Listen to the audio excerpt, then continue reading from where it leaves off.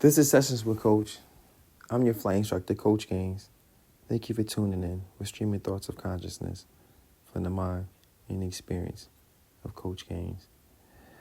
This particular session, I want to talk about the relationship between the big brother and the little brother. And it's a fine line between the big brother and the little brother, because the big brother paves the way. Usually he's the shovel. My friend Quadir, he gave me an example. He said, Feek, when I was young, I used to go out and I used to shovel snow and do driveways. And I always shoveled the path out, and my friends would come behind me and they would shovel. So the big brother is usually that. He shovels the path, and then the little brother kind of is able to walk behind him a bit until he starts to get strong enough to shovel the path that he wants to see. And usually those two paths work in collaboration, support, harmony, depending on the ages of the brothers, how distant the age of the brother and the sister, the elder brother or sister, the elder sibling is. But the big brother, little brother relationship is delicate because there is a jealousy that motivates the relationship. The little brother is jealous of his older brother because he wants to do everything he wants to do. He wants to be like him. But it's a veneration, it's an honor, it's a respect. It's not something that he wants to, harm his bigger brother. But typically when the bigger brother is jealous of the little brother, it causes some sort of bullying, some sort of harm, some sort of shade. And that's really problematic and it's a test for the younger brother because he's naive and he wants the brother to want everything that he wants for himself. He's expecting that. I look up to you. I'm dependent on you. I rely on you. So I expect you to have my best interest at all times. But it doesn't always materialize like that. And the most constructive way that it doesn't materialize like that is if there is some cooperation between the older brother and the little brother, there's also some control. And the older brother kind of expects the little brother to follow his lead, and not only follow his lead, actually follow his command, especially if they're in the same sort of fields or in the same hobbies or the same professions. And that causes a bit of a discord because, of course, the young brother's coming of age. He doesn't want to live in the shadow. He may see some flaws in his older brother. He may do things better than his older brother. And these things may cause some sort of a power struggle and hierarchy in the relationship. Or the older brother may just have no regard for the younger brother and, perhaps just want to use him for his best interest. Respect, self-respect has a lot to do with that. Not necessarily how much the older brother respects the younger brother, but the self-respect is what gives you the dignity to care for the youth and care for the elders and not be so selfish. But that relationship has been delicate, and is usually the reason why mentors and mentees or trainers and their students, once the student gets to a level, you don't really see the camaraderie as the same. It becomes more competitive. And that's healthy because the youth is going to push the elder and have perspective in ways that the elder probably can't see. And then vice versa. The elder has experienced things and seen things over again that he can pretty much predict things for the youth. So there's a harmony there. But when those two things are clashing and the respect lines aren't there, and the youth aren't paying the proper respects and homage to the elders, the older brother, giving him his proper respect, and the older brother isn't letting the passageway, leading the passageway, opening the gate, not gatekeeping, admiring the improvements, if the younger brother's the better half, and embracing that, supporting that, allowing that to be more of a legacy than something that is somebody may be intimidated by.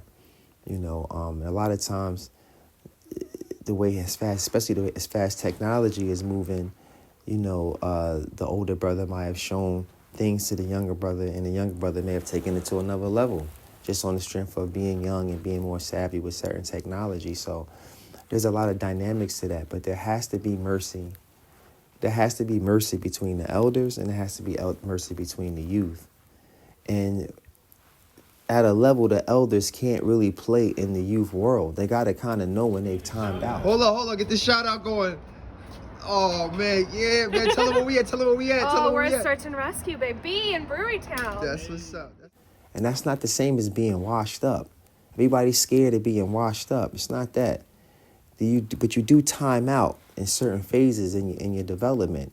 And when you've been marginalized out of those spaces, it's not over, but it's a relay that you can kind of pick up on, and the now of it all, the experience of it all. Like they tell entrepreneurs, they tell podcasters that may not be millionaire podcasters that no, your experiences and your failures, those matter. People need to hear those stories. So all of that plays an effect, but those stories also cause a resentment and a disrespect from the youth, feeling like they can do it better. So there's a ladder. So the younger youth have to respect the elders. They have to respect them, even if they don't look at them with a high regard. They may not have the money. They may not have a job, career. They may not be so good with the family. There might be things you may have to, forgive and overlook just to get to the benefit, just to get to the knowledge, just to bridge the gap between the two groups. So I noticed that a lot. And that also causes discord when you find the older community, the elder in our community, mingling too much in youth world. You got to kind of let them have their world so they can respect to come to you for the knowledge. But they can't come to respect to you for the knowledge if they're hearing all of the hearsay that they would hear from amongst people in their peers. It makes it hypocritical. So I felt like this was something to address and pay attention to. I think that the older brother, younger brother relationship, it doesn't always have to be buddy every day, but there has to be a mutual respect. The elders have to respect the youth. They have to let them in. They have to be a gatekeeper. They can't be a gatekeeper. They have to open the gates, and they have to give that wisdom and part with that wisdom and not be so judgmental because they were just there yesterday. And sometimes that mercy and that lending of an ear, that lending of understanding and not necessarily always trying to be the right voice in the room can open up so much more of a dialogue and get so much more reception.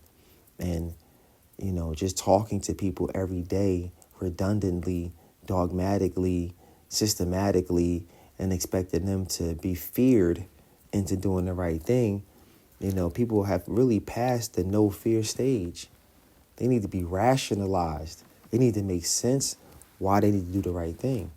So there's a lot of examples that need to be made because people are visual. And right now, the only vision we see is self-destruction from both sides. And both sides are pointing the finger while the thumbs are being pointed at themselves.